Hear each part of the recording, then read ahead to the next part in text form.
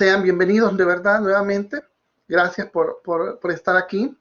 En nuestra última sesión, decíamos, de esta semana, vamos a dar inicio y vamos a hablar sobre las teorías cognitivas del aprendizaje. Sin duda alguna, hablar de las teorías, vamos a presentar un poco de la parte de nuestra agenda que tiene que ver con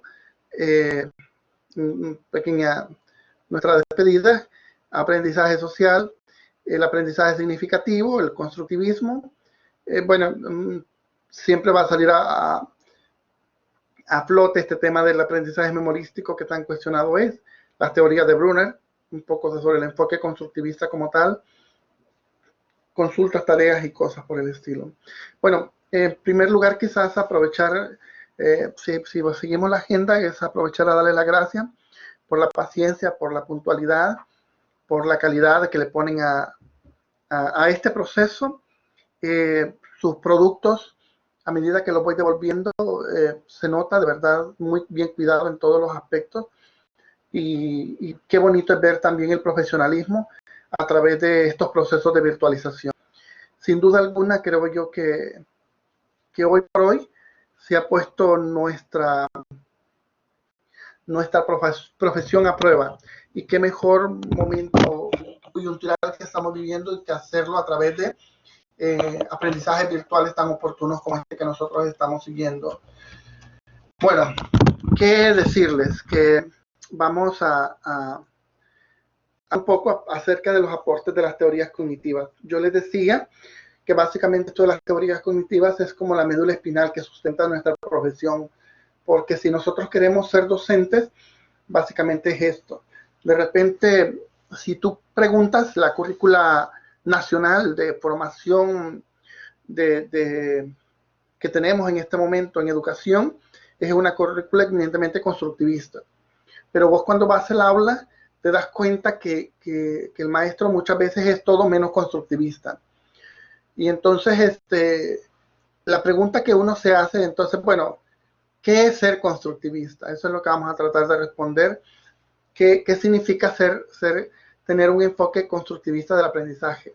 Esto es lo que nos van a arrojar un poco las teorías cognitivas. Hemos venido viendo ya algunos constructivistas, como es el caso de Vygotsky, que lo hemos dejado atrás, hacemos referencia.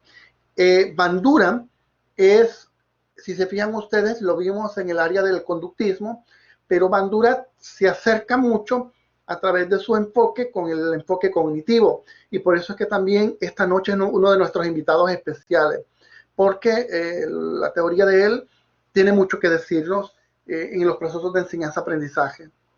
Bueno, y vamos a empezar precisamente con él.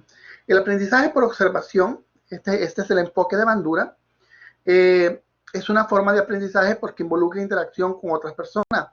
Los psicólogos que lo estudian son los teóricos del aprendizaje social y determinan las dificultades sociales que aquejan a los niños, adolescentes y adultos en los contextos familiares, personales, comunitarios, laborales y educacionales. Es conocido también con el nombre de aprendizaje vicario, que es por observación, con el cual se aprende al observar un modelo o un personaje en acción, luego se trata de imitar ese comportamiento. ¿Qué lo llevó a Bandura a plantear esta teoría? Como yo les contaba a ustedes, Bandura nace desde el enfoque conductista. Yo les contaba que una de las características de este enfoque es este tema de los experimentos. Y entonces Bandura hizo un experimento. Imagínate tú, dijo él, voy a hacer 3 grupos. Hizo 3 grupos. Yo creo que todos ustedes están familiarizados con el método científico. En este caso, el enfoque con el que se trabaja es un enfoque de experimentación, que estamos hablando de métodos de estudio, ¿no? Entonces, en este caso es experimentos. Y él hizo un experimento que le llamaba el experimento del muñeco bobo. Resulta ser que el muñeco bobo es ese que ustedes ven aquí, justo en la esquina. Es una especie de muñeco inflable que cuando lo golpeas se va hacia un lado, pero regresa a su posición original. ¿Qué es lo que les quiero contar? Eso lo pueden encontrar en YouTube. Les cuento el video, lo más que dura son 2 minutos. Pero imagínate tú. Entonces vino él y se planteó el bendito experimento. Y escucha lo que hizo. Formó 3 grupos. Y entonces en el primer grupo, un adulto sometía a agresiones y a golpes al muñeco bobo y los niños estaban viendo. En el otro grupo, el adulto interactuaba con las cosas alrededor, pero no hacía nada. Y en el tercer grupo, había un grupo en el que no, ¿cómo se llama? Básicamente era un grupo de control. Entonces se quitaban las variables estas intervinientes para ver qué pasaba. La sorpresa, como les digo, ustedes pueden ver el experimento porque está muy bonito, muy interesante. La sorpresa que se llevó Bandura es que los niños que son expuestos a violencia tienden a repetirla. Mira qué cosa más interesante. Los niños que son expuestos a violencia tienden a repetirla. Por eso lo repetí, porque qué cosa más importante esta. Significa que los niños que empiezan a decir malas palabras, los niños que empiezan a tener conductas violentas, en algún lado las están aprendiendo. Este pase más básicamente es como la primicia de este enfoque.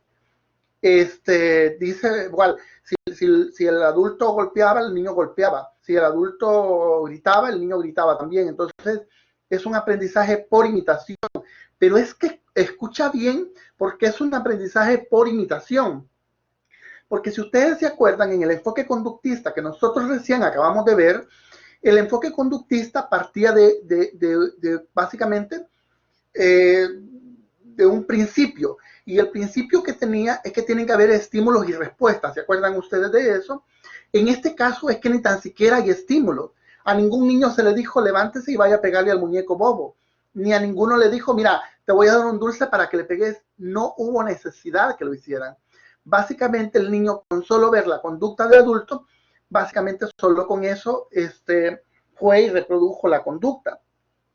Dice, bueno, parte de las investigaciones dice que básicamente los niños tienden a ser un poquito más agresivos que las niñas, porque, bueno, ustedes cuando vean el video van a entender un poco un par de las variables, porque el experimento tiene un par de variables que sería bueno que ustedes las conocieran después. El experimento, les cuento que está un poco cuestionado. La comunidad científica lo ha cuestionado bastante. No obstante, a partir de eso surge este enfoque, la teoría del aprendizaje por observación, y es eso, o sea, el niño aprende lo que ve. Entonces, lo que yo les decía la vez pasada, imagínate yo que de repente le enseño a mi hijo y le digo yo, mira hijo, no tenés que mentir, pero cuando me llaman le dice, mira, ay, si es mi mamá, decirle que no estoy. Entonces, por una parte le estoy diciendo, cuando me miente le digo a él que no, que mentir es malo, pero le estoy diciendo que en ciertas circunstancias es bueno mentir. Entonces le estoy creando un choque. Entonces, no sé qué creen que va a predominar en la mente de ese niño. Lo que le decís que haga, lo que él debe hacer. Creo que Bandura ya te respondió la pregunta que yo te acabo de hacer. Bandura te lo dijo. ¿Qué crees? Y aquí viene aquella cuestión de lo que decimos nosotros. Las palabras convencen, pero los ejemplos arrastran. Y creo yo que ese es como el principio básico de este enfoque. Si te fijas bien, dice Bandura que todo empieza con el tema de nosotros ponemos atención, ¿no? Es decir, si se fijan los niños, todo el mundo tenemos esa expresión que son como esponjas y todo lo que pasa están atentos y observan, ¿sí? Esa conducta se retiene, se reproduce después. Encontramos una motivación para hacerlo y si es reforzada, pues se repite. ¿Cuál es el mejor ejemplo de eso? Son los berrinches de los niños. Los niños dicen los teóricos que básicamente los berrinches son aprendidos y el niño aprendió, está atento, hace algo, retiene esa información, después de eso la produzco, encuentro una motivación para hacerlo porque no me quieren dar algo y recibo un reforzamiento de mis padres y el ciclo se repite. De repente el niño igual hizo una actitud, ese tema de quiero hacer algo. El niño, por ejemplo, observa que el papá responde a esa situación. De repente hay niños que son bien chantajistas. Hay un caso, yo no sé si ustedes han escuchado, de una situación que se llama el síndrome del emperador, creo que así se llama. Entonces, de niños que son básicamente los que dan órdenes a los papás. Entonces, cuando los papás ceden al chantaje, el niño lo que hace es que básicamente ese comportamiento que se dio una vez, lo que hace el niño es que lo retiene y lo reproduce cada vez que se necesita. Y básicamente, como siempre es reforzado con el papá, el ciclo se sigue repitiendo. Y eso ocurre cada vez que mienten o cada vez que hacen algo. Entonces, ojo con lo que estamos haciendo, porque esta teoría lo que nos viene a poner en perspectiva es eso. Está bien que pongas atención a lo que estás diciéndole a los niños, a las personas, pero la gente no solo basta con eso, sino que, sino que también la gente te ve, te ve. Yo, por ejemplo, yo pasé un proceso de formación similar a ustedes, de formación pedagógica. Y yo recuerdo que en la formación te plantean cosas tan maravillosas, pero mis docentes, yo me preguntaba, ¿cómo es posible que mis docentes todos han pasado por este proceso de formación pedagógica? ¿Por qué es que no lo hacen en el aula? Entonces uno dice, bueno, no sé, porque es como, imagínate tú en este caso, estás entre aquella cuestión de plantearte un nuevo estilo de enseñar o reproducir lo que ya sabías, ¿sí? Entonces mucha gente sigue reproduciendo los patrones con los que me enseñaron. Yo les conté a ustedes, por ejemplo, hablábamos del tema de los reforzamientos la vez pasada y ustedes han estado trabajando con ellos en un caso. Y justamente el tema de la crianza parental es una de las cosas más interesantes porque de repente nosotros venimos de la crianza de un padre que no sabía cómo darnos afecto, por ejemplo. Nunca supo decirme, hijo, estoy orgulloso de vos, hijo, te quiero mucho, hijo, no importa si quieres llorar, hazlo, no pasa nada. Tú como hombre también tenés derecho a llorar. Entonces, es decir, ninguno de tus papás lo hizo. ¿Por qué? Porque su papá tampoco lo hizo. Pero en este momento que vos entendés el significado de lo que significa la inteligencia emocional y por qué también es importante que el hombre no sea víctima de su propio machismo, entonces vos tenés que romper con esa formación, con ese ciclo que no te ayudó en mayor cosa. Entonces, una vez que rompes, permitís como romper ese aprendizaje que tuviste que no fue el más adecuado. ¿Por qué? Porque no funciona, ya no se adapta a las circunstancias actuales, ¿no? ¿Qué características debe tener? Bueno, tiene que ver, para que esto ocurra, este aprendizaje por observación, tiene que ver en la etapa del desarrollo en que está el niño. No es lo mismo, es decir, un niño, si ustedes se fijan, por ejemplo, de repente los niños pueden ser como muy impresionables y cualquier persona los puede impresionar. Los adolescentes, si ustedes se fijan, tienden más a seguir figuras pares. Es decir, cuando de los amigos, de los jóvenes, ellos yo por ejemplo, cuando ustedes ven ¿cómo se llama? El fenómeno que tenemos ahorita en El Salvador, entonces la mayoría de los seguidores son jóvenes. Entonces, y en lo que tú te observas es que es un fenómeno de cómo se llama, de que vos ves y ellos le aplauden aquello de que es cool, usa la gorra para atrás, pone los pies en el escritorio, es irreverente con la autoridad. Entonces, es decir,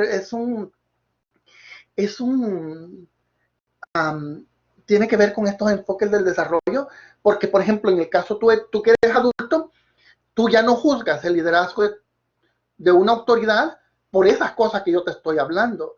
O sea, para vos eso ya no es trascendental o no importa. O sea, es decir, ya son detalles que no importan. Pero si tú ves las publicaciones de tus estudiantes, vas a ver que ellos celebran eso. Y es una cosa así como, oh, qué cool es esta persona, ¿no? Entonces, que conste, no estoy aplaudiendo ni nada, sino para que tengan una idea de cómo funciona este fenómeno. ¿Por qué? Porque lo que hace es proyectarse. Realmente, cuando ustedes lo piensan bien, igual, yo creo que si partimos de este enfoque, de este enfoque de aprendizaje por observación, imitación, y básicamente lo que te estás diciendo, esta teoría, es que tenés que ser muy... tenés que ser muy cauto, tenés que ser muy prudente con los modelos que le das a tu hijo para que vea qué modelo le estás dando, qué modelo sos tú para él, ¿sí? ¿Qué modelo estás haciendo vos? Y entonces, por una parte, pero yo creo que te hace preguntarte también, mira, ¿y cuáles son los modelos? Bueno, en temas políticos, por ejemplo, es que no tenemos modelos. Cuando tú lo ves, en temas de liderazgo no tenemos como modelos, así como pensando en nuestros jóvenes, no tienen como muchos modelos de referencia. Entonces, ¿por qué? Porque las figuras que la mayoría que tenemos, sobre todo en temas políticos, son como bien gastadas. Y es como un poco inquietante y por eso que se dan para mí este tipo de fenómenos bien interesantes. Igual, ustedes me imagino que tendrán teorías mucho más, a lo mejor argumentativas sobre esos puntos que les estoy dando, pero más o menos desde este enfoque por ahí va la cosa. ¿Qué más? Tiene que ver también el prestigio y la competencia del modelo. Si yo, por ejemplo, puedo imitar, entre más prestigioso o entre más fama tengo un modelo, ¿no? Y de repente, por eso es que terminamos copiando, no sé, estilos de vida de gente, los adolescentes más que todo, de gente que para ellos tiene cierto significado, ¿no? Y entonces empezamos, si se fijan los grupos de moda y todo eso, y empiezan a imitar cortes de cabello y ese tipo de situaciones. Entonces, porque va más o menos por ahí, eso para que el aprendizaje se dé. Las consecuencias, si yo, por ejemplo, veo que una conducta es premiada, entonces tiendo a reproducirla más, ¿no? El tema de qué tanto espero yo, por ejemplo, qué expectativas tengo yo de lo que va a ocurrir de eso. O sea, cuál es lo que en qué va a terminar todo eso. Y por supuesto, las metas que yo tenga también van a depender mucho desde dónde me sitúe. Por supuesto, el tema de la autoeficacia, la situación de que yo creo que puedo hacerlo. Imagínate tú, por ejemplo, que de repente yo digo, por ejemplo, bueno, si Adel pudo adelgazar, yo creo que también yo lo puedo hacer, no pasa nada.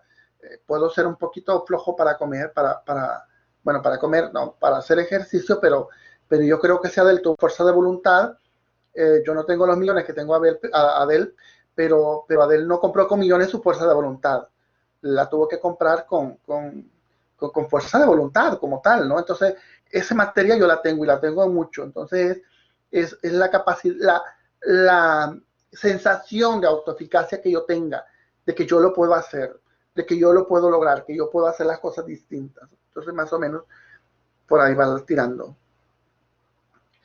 Bueno, luego a usted decía yo que lo que pasa es que los millennials, si tú te fijas, somos, yo no sé, perdón, Donatila, cuántos años tiene, pero por ejemplo, los millennials, según la clasificación, entiendo yo que soy yo y algunos de ustedes, que vamos desde los 80 hasta mediados de los 90.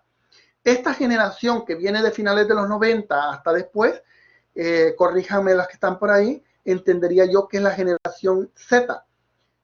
Si no me equivoco, corríjanme ustedes. Y entonces esta generación es un poco interesante. Tenemos características en común, pero es una generación bastante diferente y tienen igual que creo que todos atravesamos esa parte de jóvenes, pero igual siempre hay como ese culto a la imagen, a los medios, a la apariencia, a las cosas que se dan, ¿no? Entonces, yo si te fijas, es mucho el tema de la imagen, porque yo no sé si ustedes han visto el fenómeno de Twitter, Facebook y todo ese tipo de cosas. Muchas gracias. Muchas gracias, Evelyn. Generación Z. Si ustedes se fijan, estos adolescentes de los que estamos hablando no leen, o sea, solo ven y no leen. Es que no es necesario, o sea, es decir, para ellos lo ven y lo tienen claro. Entonces, es una generación un poquito complicada, pero igual, yo creo que nos tiene mucho que replantear a nosotros como docentes. Bueno, Ausubel dice que yo les decía a ustedes, él básicamente parte de que lo que tenés que plantearte es el tema de los aprendizajes previos. ¿Qué conocimientos previos tiene el estudiante? ¿Qué conocimientos previos? Y Algo que tenés que tener claro de este aprendizaje de Ausubel, súbelo, como le quieras llamar, es el hecho de qué tan importante va a ser esto.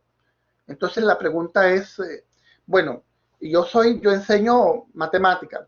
¿Cómo va a comer esto? ¿Cómo sirven? ¿De qué forma? Yo les digo a mis estudiantes, por ejemplo, yo les comentaba a ustedes, y yo siempre que voy a empezar psicología les digo, porque de repente me toca quedar psicología para arquitectura, para ingeniería civil. Y muchos de estos muchachos ven en esta materia una materia de relleno. Y yo algo que les digo es, esta materia no te va a servir solo para rellenar una currícula, solo para crecer tu CUM. Esta te va a servir para la vida, pero eso va a depender de cómo tú la uses. Y entonces todo el ciclo trato de hacerle sentir la importancia que esa materia tiene. Mi enfoque es que él le encuentre sentido para su vida diaria. Entonces mi enfoque va por ahí. Entonces a mí me pasa, les cuento que yo, por ejemplo, cuando les doy psicología, es psicología general. La parte de toda la primera unidad es psicología general, pero yo sé, toda la primera parte es introducción a la psicología. Si yo estuviera trabajando esa misma materia con psicólogos en formación, yo dedicaría mucho tiempo a profundizar, porque esas son las bases que debe de llevar. Pero a un ingeniero de nada le sirve saber toda esa historia de la psicología, de nada le sirve saber todos los enfoques de Freud, de Bandura, de Skinner, de todo eso. O sea, entonces yo trato de pasar lo más superficialmente por estos enfoques porque me interesa caer en contenidos donde me puedo detener. Cuando ya entro a las bases biológicas de la conducta, entonces yo empiezo a darle un sentido y entonces empiezo a vincular esta materia que estoy viendo con su vida diaria. Y de eso se trata básicamente este enfoque del aprendizaje significativo. Es decir, ¿cuál es la información que yo tengo? Pero ¿y esto que estoy viendo para qué me va a servir en la vida? Entonces por ahí va el enfoque del aprendizaje cognoscitivo, del aprendizaje significativo. ¿Cómo lo voy cómo lo voy a usar? Entonces, ¿cuáles son los principios que tienen que estar centrados en el estudiante, tanto en la parte cognitiva como en la socioafectiva? Bueno, el tema de las personas, desde el enfoque de este enfoque constructivista, ustedes saben que los sujetos son personas activas, que tienen experiencia, buscan información y la organizan. No son sujetos pasivos, y esto lo venimos recalcando con todos los autores que ustedes ya han visto. El punto de partida es los aprendizajes previos, y el enfoque más o menos dice, yo les decía a ustedes, averigua lo que sabe tu alumno y actúa en consecuencia. Averigua lo que sabe. Nosotros, por ejemplo, cuando trabajamos con niños, siempre cuando trabajas con niños, tenés, por ejemplo, de repente los niños tienen dudas, curiosidades, tenés que lo primero que nosotros, por ejemplo, vas a hablar en psicología, vas a hablar con un niño del tema del duelo, o vas a hablar con un niño del tema de sexualidad, por ejemplo. Tenés que ir respondiendo a las dudas dependiendo de la edad que tengan. No puedes irle dando más ni menos información, sino que le vas dosificando la información de acuerdo a las inquietudes que van surgiendo. Entonces, y le vas dosificando, porque puede ser que necesites solo una información como básica para ese momento, entonces no es necesario que tú entres en detalles. Entonces vas respondiendo a la demanda. Para esto, también ocurre, dice, uno de los principios, es que ocurre un conflicto, ahí viene lo que Piaget, ¿se acuerdan ustedes que llamaba con el tema de equilibrio? Y ese es un conflicto entre lo que sabe y debería saber, y empieza todo ese proceso de adaptación, asimilación que decía Piaget. Este autor lo llama de esa manera. ¿Qué es importante en todo esto? Es que los materiales estén organizados. Yo trabajé, yo tuve en mi pasado, ¿cómo se llama?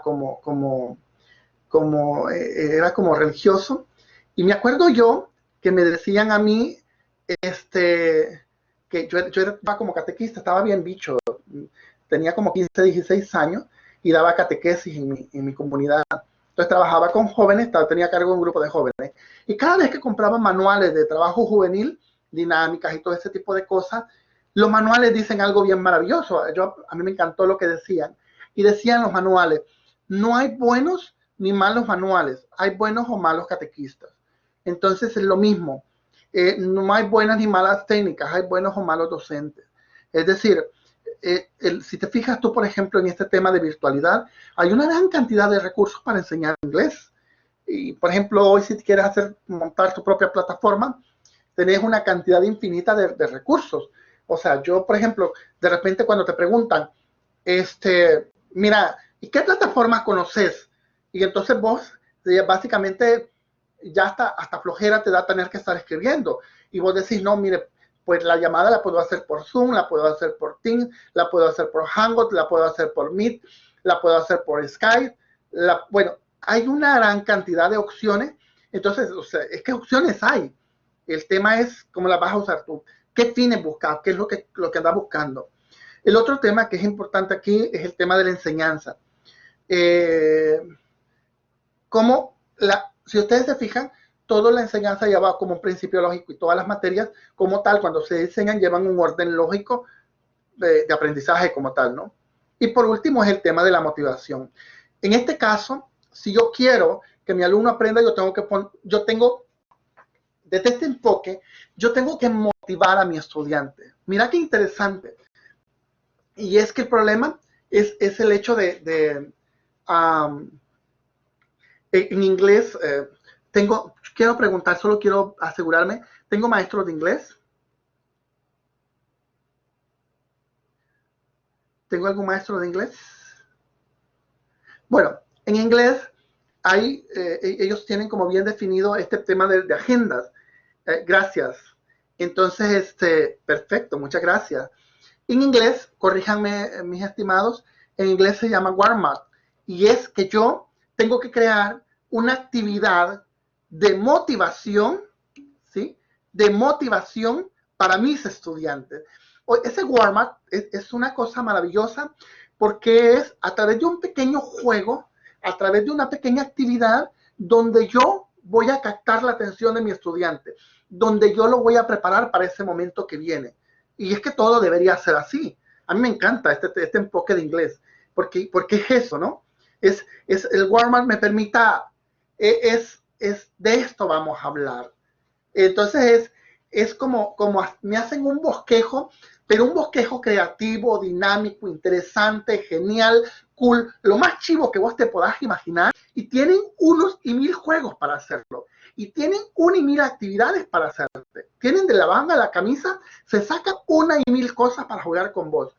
Pero ese warm-up no es solo una pequeña dinámica tonta no, lleva un significado como tal.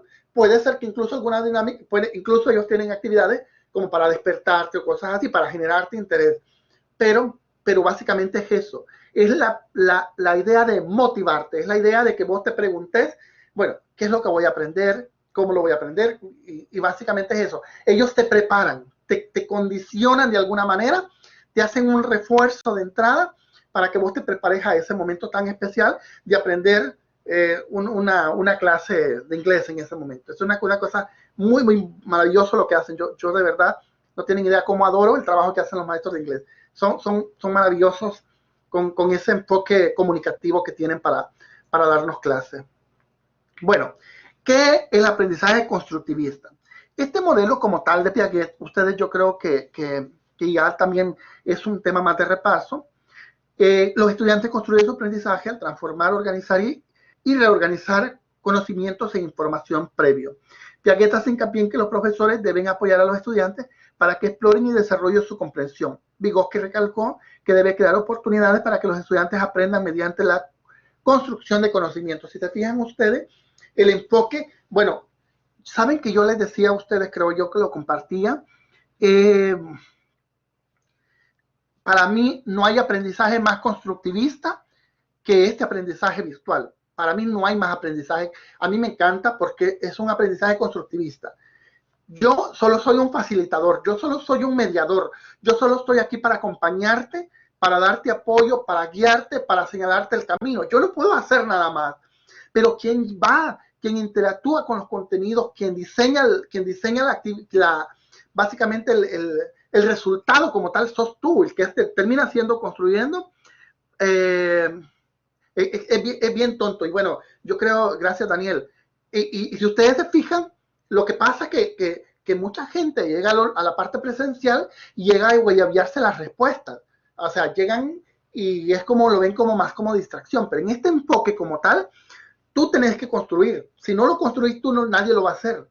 Es que no podés hacerlo. La única forma que lo hagas es que tú te sentes y proceses toda esta información y, y al final producís un resultado. Entonces, para mí no hay aprendizaje más constructivista que esto. A mí por eso me fascinan estos procesos virtuales. Si se fijan, yo lo único que hago es acompañarlos, guiarlos, estar aquí y decirles, esta es la información, más o menos se trata, pero igual, yo no puedo dar el contenido en una hora. Y eso es mentira. Básicamente lo único que yo hago es guiarlos, es señalarles el camino y decirles, miren, estimados jóvenes, yo aquí estoy. Si necesitan cualquier consulta, yo aquí estoy disponible para ustedes. Y ahí se van. Y nuestra labor, ya sea virtual o no virtual, es esa, es solo guiar a los estudiantes. Yo recuerdo que cuando yo trabajé en una institución de educación superior no universitaria, y cuando estaba ahí, habían 2 laboratorios de informática. Lo chistoso es que teníamos teníamos 2 instructores.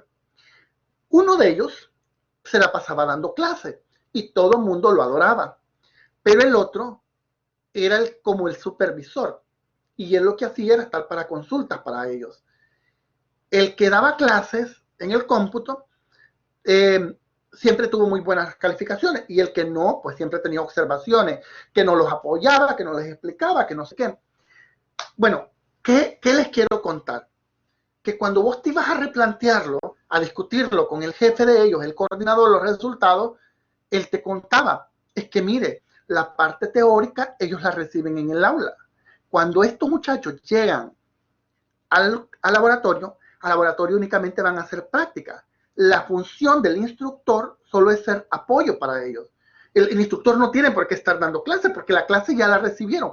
Él puede ampliar. Entonces yo decía que galán fuera que pudiéramos fusionar estos dos y sacar como un solo, licuarlos a los dos y sacar uno para cada lado. ¿Por qué?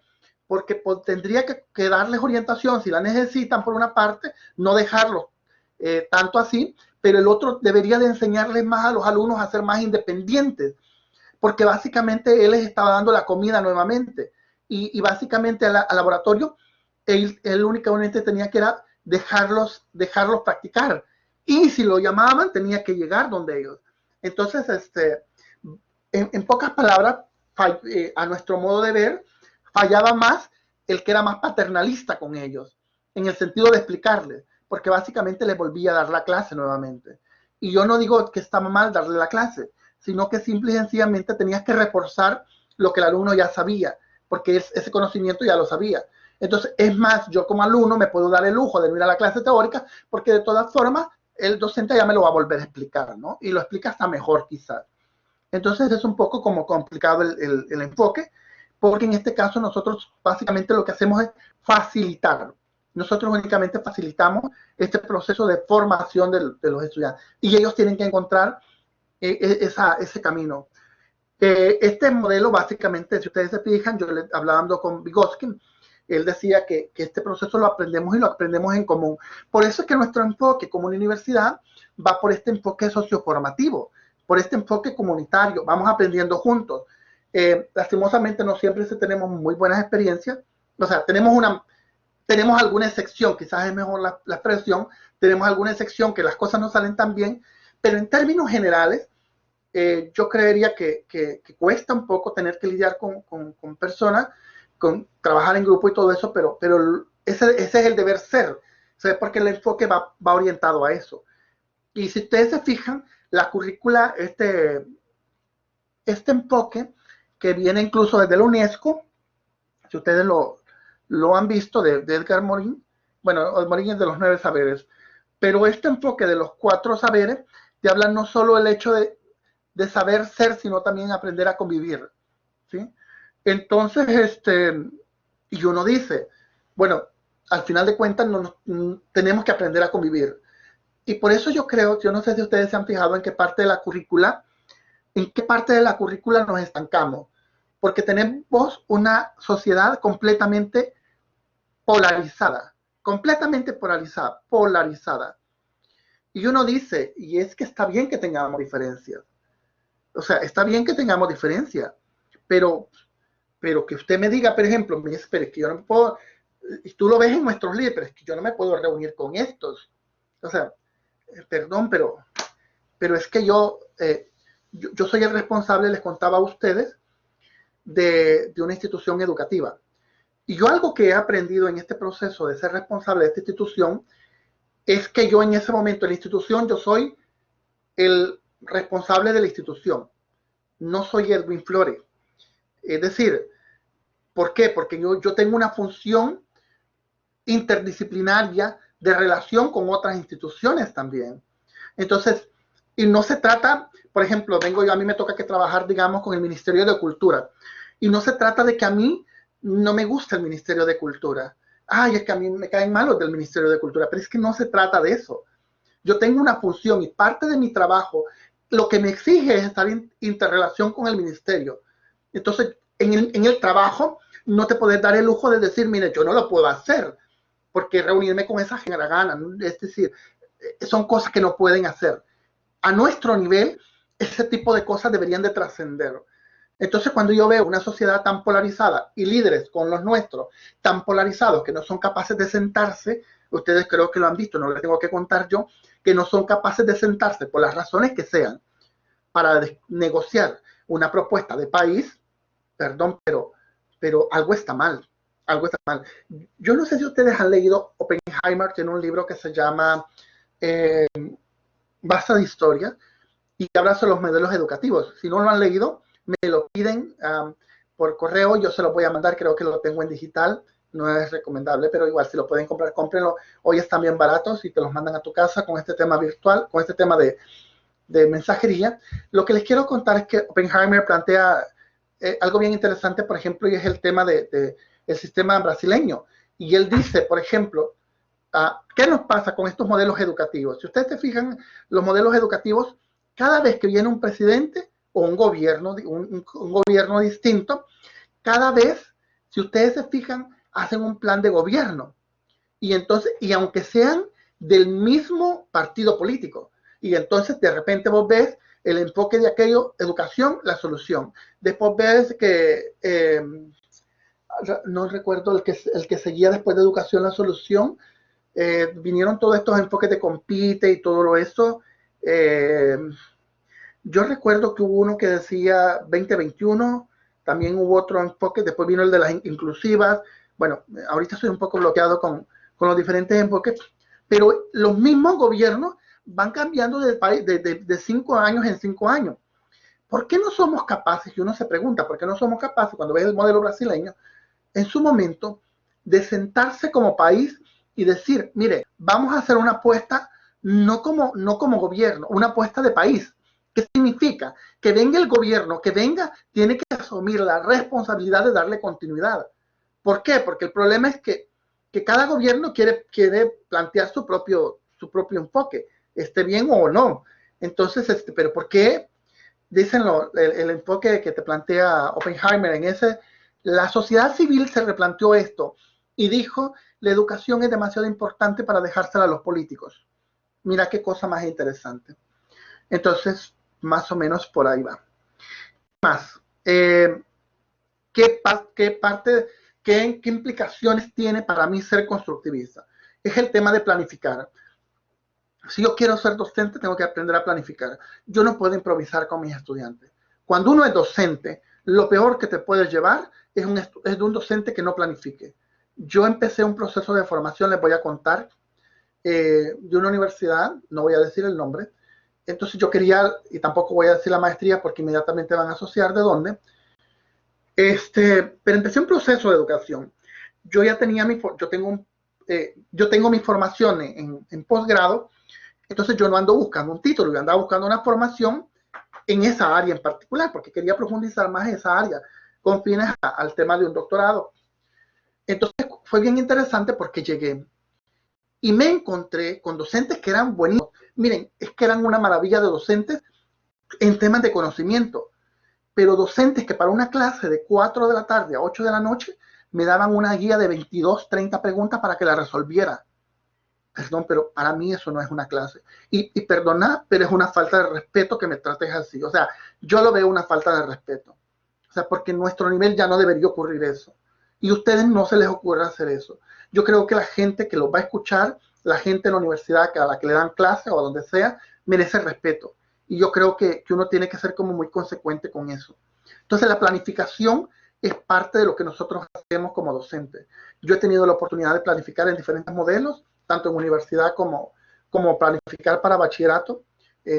Nunca, lo único que no he aprendido a planificar es para parvularia, porque yo he visto que es un solo lío con ese montón de cuadros que se cargan. Y obviamente requiere una experticia que es muy propia de la gente de parvularia. He visto cómo planifican muchísimas áreas y carreras, y realmente creo yo que es una de las cosas más demandantes. Pero una vez que lo haces, yo creo que ahí tenés todo. Y aquí viene el tema del diseño de actividades, que es el desafío que nosotros hemos tenido en el segundo punto de diseño de actividades. Que las cosas, imagínate, vengo yo, las cosas que yo estaba acostumbrado a hacer, y yo los ponía a discutir en grupo, y hoy los ponía a hacer esto, y los ponía a ver esta otra situación, y después ponía esta actividad. Estas actividades, yo desde el enfoque virtual, trabajando por ejemplo, en psicología, me ha tenido que replantearla. Y me he pasado todo el ciclo, el resto del ciclo de lo que duró la pandemia, reinventando formas de que esas actividades conseguir el mismo objetivo que andaba buscando a nivel presencial, pero desde un enfoque diferente. Entonces eso. El otro tema es aprender a motivarlo. Mis estudiantes, más si son estudiantes pequeños, adolescentes, el estudiante necesita motivación y necesita saber por qué necesita aprender eso. ¿Sí? Es como los niños. Yo no sé si ustedes tienen niños, sobrinos, pero si te fijas, los niños de ahora son súper increíbles. El niño de ahora no basta con que le digas que lo hagas. Él quiere saber por qué lo tiene que hacer y te exige una explicación. Los niños de ahora son todo un caso. Realmente parecen abogados y tenés que discutir y te argumentan y te preguntan por qué, que le justifiques y todo lo demás. ¿Sí? Tenés que sistematizar los contenidos. Parte del proceso que nosotros hacemos es básicamente aprender a dosificar, ¿no? Las estrategias que vas a utilizar. ¿Cuáles son las mejores estrategias y qué cosas te van a servir? No siempre la medicina funciona para todo. De repente con unos grupos funciona, con otros grupos no funciona y ustedes se van a dar, creo que ya lo saben, es parte de lo primero que uno aprende. Y el tema bendito de la evaluación. Bueno, si ustedes se fijan, este tema de la evaluación es una cosa genial. A mí me parece increíble porque la evaluación, algo que nosotros hemos aprendido desde el enfoque constructivista, es que el proceso de evaluación no es un proceso final de aprendizaje. Vos tenés tu proceso, debes de estar evaluando. Dice, desde el inicio, por eso empezás con una evaluación diagnóstica de saberes previos o de aprendizajes significativos. ¿Por qué? Porque no solo evalúas el inicio, evalúas tu proceso y evalúas también un resultado. Es decir, la evaluación no es un resultado final, no es un producto final, no es un ejercicio final. La evaluación es un eje transversal. La evaluación no debería ser ese instrumento tal al que todos le tienen miedo. O sea, si sos docente y utilizas la evaluación como forma de asustar a tus estudiantes, lo estás haciendo mal, porque la evaluación no debería ser eso. ¿Sabes qué? La evaluación, al final de cuentas, si lo pensás bien, es una forma de evaluarte a vos como docente. Es una forma en que te evalúas qué tanto han aprendido. A mí me encanta cuando terminan los procesos con pregrado. Yo lo que hago cada vez que termino es que trato de hacerlo más corta la última videoconferencia, la hago en 30, 40 minutos máximo y después de eso les pregunto uno a uno, ¿qué te llevas de esta materia? ¿Qué te llevas? Al margen de cómo vas a salir en el parcial, ¿qué te llevas? De todo lo que viste en psicología, ¿qué fue lo que más te impactó y qué es lo que te llevas para tu vida diaria? Y entonces ellos empiezan, ¿no? Entonces, la evaluación, si se fijan ustedes, ahorita se está replanteando el enfoque del diseño de la PAES. Justo en este momento hay una discusión sobre eso, de los instrumentos y cómo se va a dar y todo eso. Este tema de la PAES es súper interesante porque es la forma en que el ministerio se evalúa a sí mismo. Es que la PAES no es para evaluar a los alumnos. La PAES está evaluando al mismo Ministerio de Educación. En ese mismo proceso del Ministerio de Educación, mira qué cosa más interesante es la que pasa con nuestro querido ministerio. Vos no podés ser juez y parte de un proceso de evaluación. pero el ministerio lo hace. El ministerio no contrata una entidad externa para que se lo haga. Bueno, ¿se acuerdan ustedes, los que tienen un poco de memoria, que de ahí ya como en el tercer o cuarto ejercicio que hicieron de PAES, lo estaba haciendo la UCA, creo yo, y se filtró una PAES? Y así, desde entonces creo que lo ejecuta el ministerio. El punto es que el ministerio no puede, o sea, vos no podés ser juez y parte. O sea, no puedes diseñar un instrumento y vos mismo aplicarlo. Lo ideal es que alguien más lo haga. En este proceso, si vos querés ser como un poco independiente. Otra cosa que es interesante de administración, si vos te fijas, yo no sé, ¿te acordás vos las prácticas tan antipedagógicas que tenían nuestros docentes que publicaban los listados? ¿O te acordás vos, replanteaste este momento cuando tu maestro iba a entregar nota y empezaba, Daniel, 5, Donatila, 6, Miguel, 3, Evelyn, 4. O sea, ¿te acordás de esa experiencia? Yo no sé si alguna vez lo viviste, pero eso es completamente antipedagógico. Vos no podés hacer eso. ¿Por qué? Porque la nota es del estudiante. Una vez que tú lo calificas, esa nota le pertenece al estudiante. Si el estudiante te autoriza a compartirla, entonces tú lo podés hacer. Esa nota es privada. Vos tampoco podés publicar resultados. Y tú te fijas, lo que hace el Ministerio de Educación es publicar una lista de colegios. Eso es completamente antipedagógico. Y lo hace el Ministerio de Educación. Lo hace el Ministerio. Entonces vos decís, ¿cómo es posible que quienes nos tienen que enseñar cómo se hace este proceso son los que más violentan el proceso? Otro problema que tiene, por ejemplo, si tú te fijas, que son como contradicciones del mismo sistema, es que si yo voy a mejorar, este proceso me tendría que ir, cada vez que tú haces evaluaciones, te sirven a vos para irte midiendo a vos, para ver qué tanto, escucha bien esto, cuando tú medís, por ejemplo, en bachillerato, se trabajan por objetivos de logro, ¿sí? Para los que trabajan a nivel de bachillerato. Uno trabaja a nivel de objetivos de logro. Entonces, lo que tú te planteas al final del proceso de evaluación es que si tu estudiante obtuvo los objetivos de logro que tú te planteaste en el proceso. En educación superior, nosotros trabajamos por competencia, bueno, dependiendo de la universidad en la que trabajes, pero trabajamos por competencia. La gran pregunta que yo me tengo que plantear como docente es ¿qué competencias quiero que desarrollen mis estudiantes a final de este proceso? Y entonces viene, por eso es que a mí no me sirve tanto a veces este enfoque memorístico que el estudiante puede memorizar, sino que la gran pregunta que yo debería de replantearme es ¿qué tantas competencias adquirió el docente al final de este proceso? ¿Sí? Entonces, es qué tanto básicamente lo adquirió. Y la otra cuestión, exacto, Miguel, y el otro problema, ¿qué tal? Es, si yo me pregunto, es qué tanto, mira, me sirve para evaluar el proceso como tal. Lo que yo les quiero preguntar a ustedes es, creo que fui la segunda promoción de PAES, pero tenemos alrededor de 21 años, si no me equivoco, 21 o 22 años de estar haciendo PAES. La pregunta es, ¿qué hemos hecho con esa información? Escucha bien lo que te estoy preguntando. ¿Qué hemos hecho con esa información? Está bien, todos los años sacamos 5, 5.3, 5.4, 5.5. Lo que es que, mira, es que ya casi se convierte en una apuesta. La pregunta que yo les quiero hacer y deberíamos de planteársela al ministerio es, ok, está bien, ya sabemos qué es lo que saben los estudiantes, ya sabemos que esos son los... La pregunta es qué cambios se han hecho a partir de esos resultados. ¿Cuánto gastarán en esa prueba PAES? 22 años de estar haciendo evaluaciones. La pregunta es, ¿para qué nos han servido? ¿Cuál ha sido el resultado de ese proceso que hemos estado? Esa es la pregunta que todos nos deberíamos de hacer. Y los procesos de evaluación sirven para eso. No sirven para quebrar, como dice Miguel. Yo, por ejemplo, fíjense que cuando estuve en ese proceso de educación superior, yo tuve un docente, bueno, había un docente ahí que él se portaba como muy bien. O sea, es decir, era un docente bastante aceptable. Pero después me di cuenta que trabajaba en una universidad, que no voy a decir el nombre, pero en esta universidad les decía, bueno, aquí hay 100 estudiantes. De estos 100 estudiantes, solo 30 van a pasar. Los 70 se van a quedar. Imagínate tú Un docente diciéndole eso a sus dos a estudiantes. Imagínate como estudiante ahí. Y él tenía la filosofía que solo 30 estudiantes le iban a pasar al final. ¿Te das cuenta qué pensamiento más estúpido el que alguien puede tener? O sea, ¿cómo alguien puede tomar de referencia la evaluación para hacer semejantes sandeces?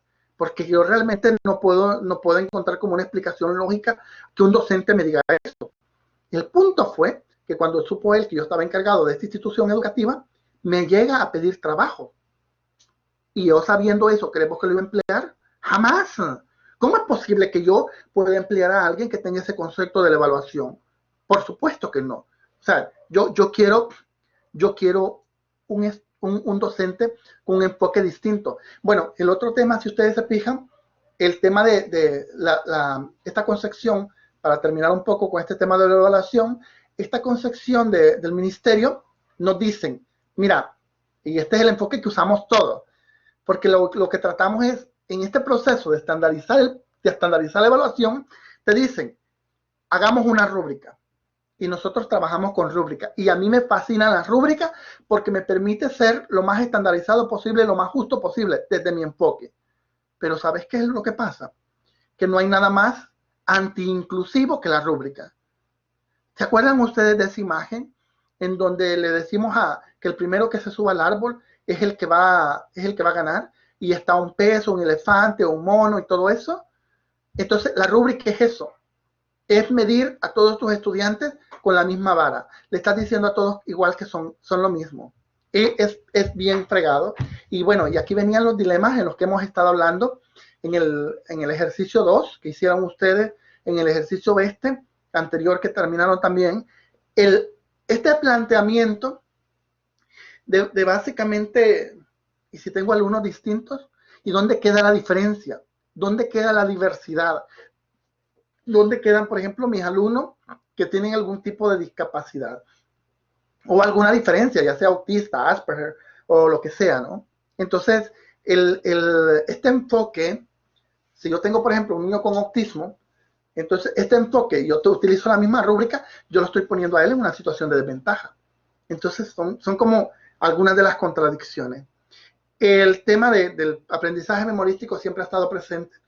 ¿En qué sentido es importante? Bueno, hay un aprendizaje conceptual que tenemos que no podemos dejar de lado, porque tenés que manejar una serie de principios y conceptos.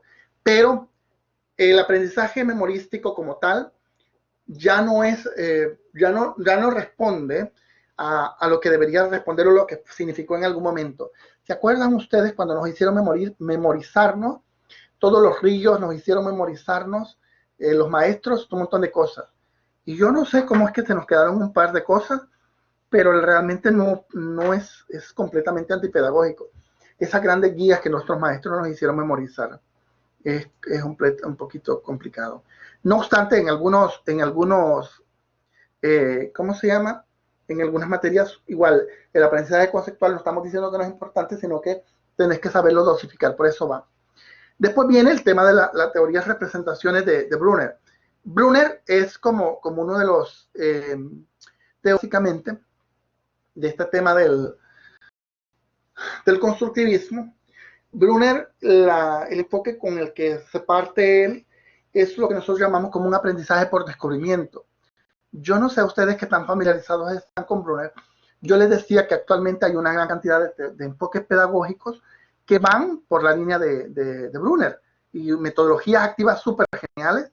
Brunner decía que, por ejemplo, hay un tema de representaciones y él, básicamente en el primer año, nosotros dice él que aprendemos por actividad. Él decía como una representación en activa. Luego, en este tema los primeros años, básicamente, si tú te fijas, es cuando el niño está aprendiendo a moverse y ese tipo de cosas. En el otro, básicamente, que es lo que él llamaba el aprendizaje icónico, tenía que ver más que todo con este tema visual. Y después de eso, él llamó a la última etapa, decía que era la representación simbólica, que es la que va más o menos desde los 7 años en adelante. Entonces, ya aquí es donde el niño desarrolla como esa capacidad de de representaciones a través de códigos, símbolos, un lenguaje ya que el niño básicamente ya está desarrollando.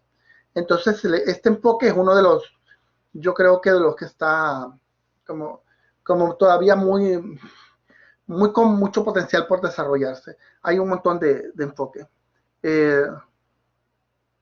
Bueno, es que realmente sí, por ejemplo, hay cosas que son, hay materias en las que son importantes. Si tú te fijas, aquí decimos, aquí tengo varios compañeros, dijimos, de inglés.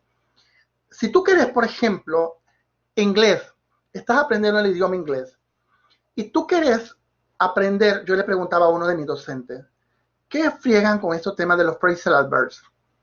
Entonces, la pregunta es, le preguntaba yo a mi maestro, ¿hay alguna técnica, hay alguna clave, o sea, mejor dicho, hay algún atajo para aprenderme los phrasal adverbs sin necesidad de memorizármelo?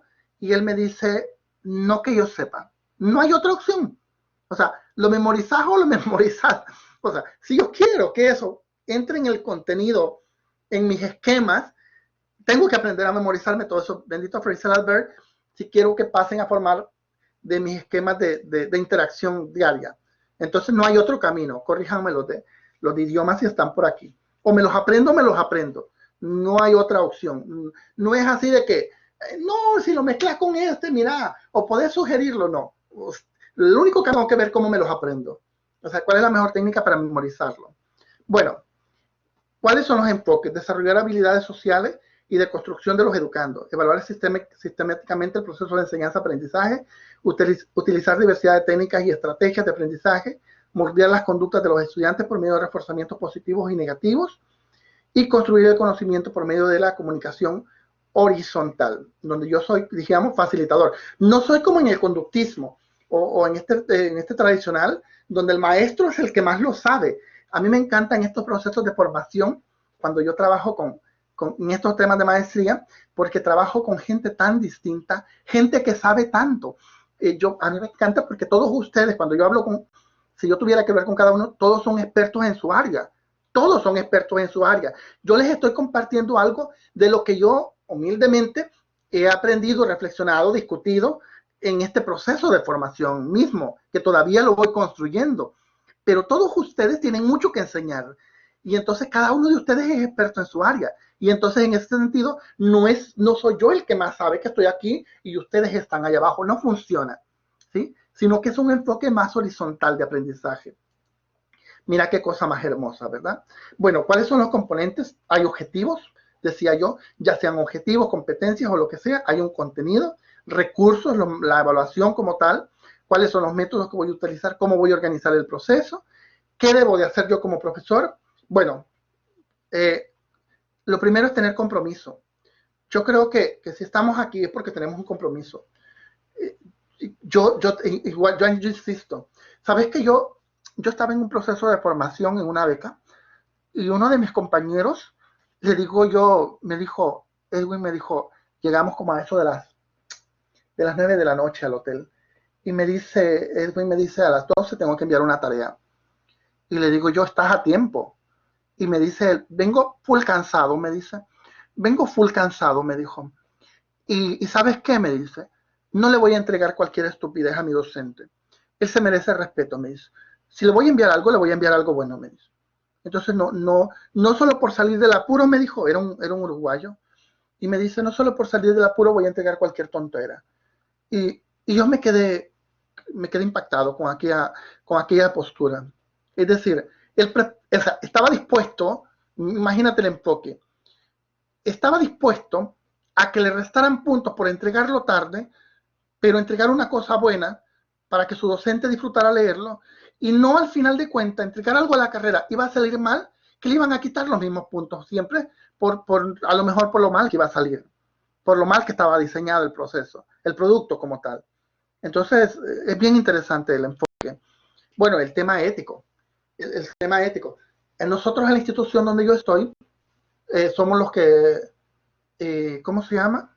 Lo que nos encargamos del tema de evaluación TOEFL. Estamos acreditados en el país. Y hay un montón de gente que te llega a contar, pero con un descaro tal, Y nos llegan a decir, mire, y ustedes venden el TOEFL. Así, con ese descaro. Y es que vos no lo terminás de creer que en tu cara te lo estén diciendo. Y nosotros así todavía con la ingenuidad las primeras veces. Sí, fíjese que el examen cuesta tanto. Nosotros solo somos intermediarios. No, pero ¿cuánto cuesta si lo paso? Y yo, ¿cómo le explico a alguien que me está faltando el respeto de alguna forma, no? Exacto. ¿Cómo le explico a alguien que me está faltando, con el simple hecho que me lo está preguntando, me está faltando el respeto? ¿Sí? Ser docente requiere un compromiso ético y ético con vos mismo y ético con lo que haces. O sea, no debemos a una profesión. Tenemos códigos, tenemos leyes. Sí, exacto, Mairene. Nosotros como docentes nos debemos a una profesión. Tenemos todo un código que nos rige como docentes. No lo olvide, no lo olvide. Y hay principios también. O sea, es decir, no. Y también tiene tu propio compromiso personal como tal. ¿Sí? Yo he llegado a tal, porque una persona que recién estaba conociendo, recién la conocía y me hizo la misma pregunta. Y yo, en serio, que al final le dije, mire, le dije yo, ese dinero que va a invertir que está dispuesto a invertir en comprarlo, porque me habló de una buena cantidad, le digo yo conozco gente muy buena en inglés que la puede preparar. Y son gente muy buena. Y usted va a salir con un valor agregado. Entonces, ¿por qué no le invierte mejor? Busca un maestro particular y la prepara y se prepara y usted lo pasa. Y qué mejor sensación de que pasar algo que te forzaste, pero es tuyo, ¿no? Bueno, es otro cuento. El tema del trabajo colaborativo. Aprender a trabajar con otros. Miren, yo no sé ustedes, yo no sé a dónde trabajan, pero yo sé que sí tengo personas que trabajan en centros educativos. Pero yo conozco escuelas en las que no se habla la gente. Los maestros no se hablan, por Dios santo. Entonces uno dice, ¿cómo es posible? O sea, ¿cómo es posible que yo voy a desarrollar un currículum constructivista si le digo a mis alumnos que no me llevo bien con nadie? O sea, con los otros no me llevo. No puedo trabajar con los demás. Entonces es como un poco contradictorio, ¿no? Es comprensivo en su quehacer. A mí me encanta cuando uno de mis formadores, yo tuve un jefe al que estimo mucho, y el licenciado Morales, mientras fue mi jefe, nos contaba una historia bien interesante. Uno de sus alumnos le vino a decir que le dieron una oportunidad para un trabajo porque había tenido X o Y problema. Y lo chistoso del caso fue de que al final de cuentas él se da cuenta, nos comentaba que era mentira, que el alumno le había mentido. Y ¿sabes qué? Yo me imagino que yo como persona, como cualquier humano, me hubiera sentido indignado. Y aquello así de que, puchica, qué barbaridad, me vio la cara. Es más, si le puedo decir la universidad, miren, denme la oportunidad de entregar de nuevo las notas, que las voy a actualizar, que no sé qué. ¿Sabes qué me dijo él? Edwin me dice, yo no he perdido, me dice. Yo no he perdido. O sea, yo hice lo que a mí me correspondía hacer como docente. Yo tengo que poner mis reglas, pero también si tengo que ser compasivo, tengo que aprender a ser compasivo en este proceso, ante las situaciones y los problemas que tienen mis alumnos. Entonces, yo tengo que aprender a hacer, tengo que aprender a flexibilizar. Y aquí hablamos de este tema de que no todos a veces funcionan de la misma manera. Y me dice, el que perdió fue él, me dice, porque él va a irse a enfrentar un mercado laboral allá afuera. Y si él va con esas mañas con las que trata de ir pasando sus materias, al final de cuentas eso no le va a durar mucho, porque se va a convertir en un estilo de vida para él. Entonces, uno tiene que aprender a ser compasivo, comprensivo con los estudiantes. Por supuesto, hay que estar abiertos a aprender nuevo. Bueno, yo ahorita acaba del ministerio de darnos la oportunidad de certificarnos en Google Classroom. Entonces yo manejo el Google Classroom, las cuestiones básicas, y ahí me tenés otra vez metido en Google Classroom aprendiendo, porque de eso se trata, porque no lo sabemos todo, y porque cualquier cosa que venga, definitivamente, Miguel, porque cualquier cosa que venga y que te permita ser un mejor docente es bienvenido. Ganas, no solo vos, sino que ganan también tus estudiantes, la gente a la que servís. No ser egocéntrico, no pensar solo en vos mismo. Yo me debo, o sea, es decir, yo estuve en un intercambio en Israel, entonces, y ellos manejan una frase, mira qué cosa más bella. El lema del, um, de la cooperación dice, compartir es inspirar. Compartir es inspirar. Mira qué cosa más bella. Compartir es inspirar. Y de eso se trata. O sea, es decir, nada me pertenece a mí. Si yo tengo algo y te sirve, bienvenido sea. Es decir, es tuyo. ¿Sí? Entonces, ¿hay alguna forma de evaluar o medir la vocación para que en la sociedad no hayan profesionales sin profesión? Mira, Jennifer, a tu pregunta es bien fregado, porque yo trabajo en educación media también. Y en educación media, te voy a contar lo que yo veo. Me imagino que ustedes lo ven a diario. El muchachito quiere ser médico porque su papá es médico y él ve dar el consultorio del papá. El otro niño quiere ser abogado porque el papá es abogado y él quiere heredar el bufete. Entonces, ves un montón, o los mismos papás. Fíjense que yo les tengo una historia, perdón que esté abusando porque estoy sobre tiempo, y mi alumna me vino a contar y me dice, Mr. Flores, me dice, yo no sé qué hacer, mister, me dice, porque fíjese que mi mamá me dice que quería ser médico, pero nunca pudo ser médico. Y ella puso toda esa ilusión en mí. Y yo fui de todos los estudiantes que fuimos de aquí, me dijo, yo fui la única que pasé en primer examen, el examen, y llevo 2 años, voy solvente, llevo buenas notas y todo lo demás. Pero no me gusta, no me llena, no es lo mío. Y yo le digo, ¿y usted qué quiere hacer? Imagínate la cuestión de los adolescentes. Y me dijo, yo quiero ser azafata. Entonces, te estoy hablando de una chava que lo más que tenía eran 18 años, porque salió muy jovencita del bachillerato.